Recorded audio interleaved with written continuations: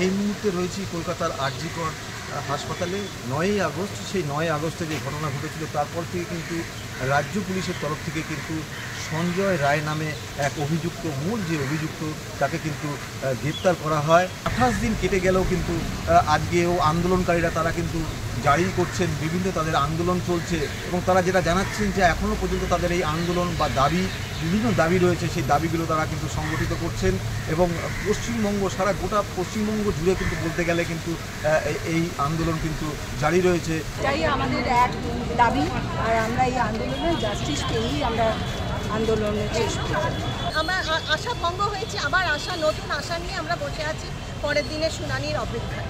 আজকে আমরা অনেক আশা নিয়ে বসেছিলাম। সকালে কিন্তু এই আরজি কর হাসপাতালে সেখানে কিন্তু সিবিআইয়ের 5 সদস্যের এক প্রতিনিধি দল, তারা কিন্তু এই কাণ্ড, এই আরজি কর ঘটনার জন্য কিন্তু তারা কিন্তু তদন্ত খতিয়ে দেখতে আসেন এবং এখনও পর্যন্ত সেই তদন্ত বিভিন্ন সংশ্লিষ্ট আধিকারিকদের সাথে তারা কিন্তু কথা বলছেন এমনটা জানা গেছে। তবে সিবিআইয়ের তরফ থেকে কিন্তু এখনও কিন্তু কোনোরকম কোনো আর পরবর্তী কোনো গ্রেপ্তারের কোনো খবর পাওয়া যায়নি এবং কোনোরকম তারা কোনো মন্তব্য এখনও করতে চায়নি, যদিও বিষয়টি তারা তদন্ত করে দেখছেন। কলকাতা থেকে কমল দত্ত, এখন।